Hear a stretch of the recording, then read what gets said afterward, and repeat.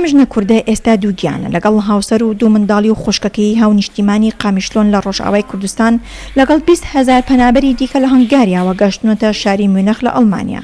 بەشێکی زۆریان بەسەر هەرێمەکانی ئەم وڵاتەدا دابەشکراون. لە سەدا هەفتەی ئەو ژمارەیە بەشەمە نەفەر هاتوونەتە شاری دۆرتمۆند لە هەرێمی نۆتڕاین وەستفالن. شیرین و هاوسەرەکەی لە شاری بۆ خۆم وەرگیران لەم کەمپە کە پێی دەڵێن کەمپی کاتی. ئەوان دەڵێن ڕێگایەکی پڕ لە مەترسی و دووریان بڕیوە تا گەشتنەتە ئەڵمانیا. بەڵێ وڵە زەحمەت هەبوو، زۆر زەحمەتجی بوو، وڵە خەتەرە بوو، بەس هاتم، بەس نەما قەدیاز هاتم.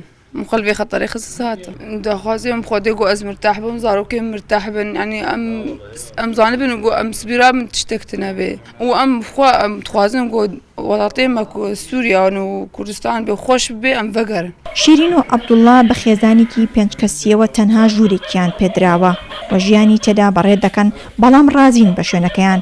ئەمان 3 ساڵ چاوەڕێیان کردووە و کوردستانیان بەجێ نەهێشتووە بەو هیوایی بارودۆخەکە باش بێت، بەڵام بارودۆخی ڕۆژئاوای کوردستان ناچاریکردن کۆچ بکەن. گەلێک خۆست لە وڵاتی خۆم شێم خراپبوو ئەم هاتم قامیشلۆ هەکدم هەسێمە ساڵێکمان خراپە گەلێکی خراپە زۆرتر شامێ بوو. يعني بێ خەتەرەها ئەم خۆل مرنێ دن بەس مانای مرناور زەحمەتترە نە ئەمان بوو سبێ درابوو عالم کوشتی شارانە تشتێک خۆشی نەمایە شغل نەمایە مەجبوری بوو يعني شوێ خەتەرێ زەحمەتتری نەکزارا خۆ تێ کوشتە و تێ. ئێستا لەم کەمپە نزیکی 140 پەنابەر دەژین لە سەدا هەفتەی خەڵکی ڕۆژئاوا و باشووری کوردستانن. لێرە چاوەڕێن تاکو دەچنە کەمپی هەمیشەیی. ڕۆژانە بە هەزارەها پەنابەر دەگەنە شاری دۆرتمۆند. ئەم ژمارەیە بۆ کەمپەکان زۆرە، توانای دابینکردنی تەواوی شوێن و خزمەتگوزاری پەنابەرانیان نییە. لوقمان هاجۆ جێگری بەڕێوەبەری ئەم کەمپەیە ئەو دەڵێ لەو کاتەوەی ئەو ژمارە زۆرەی پەنابەر ڕوو لە ئەڵمانیان کردووە شەو و ڕۆژ کار دەکەن.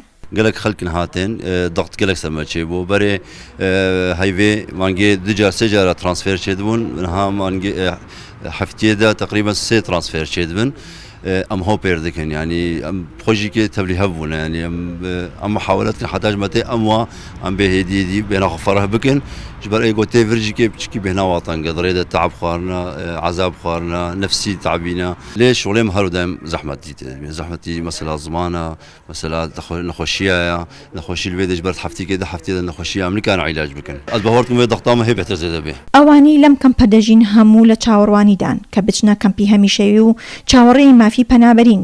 چاوەڕوانیەک کە ڕەنگە بەهۆی ئەو بارودۆخی ئێستای ئەڵمانیاوە زۆر بخایەنێت، بەڵام یەکشت هەموو دووباری دەکەنەوە ئەویش کە لە ڕێگەی ئەڵمانیا لە مردن ڕزگاریان بوو. بە درێژایی مێژوو کورد و کۆچ دوو ناوی لەکدانە بڕاون. ئەوە بەشێک لە کۆچبەرانی سێم کۆچی کوردان بۆ ئەوروپا.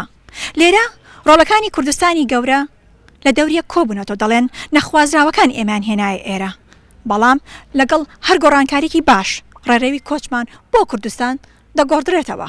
ئاڵا شەڵی ڕووجاو ئەڵمانیا.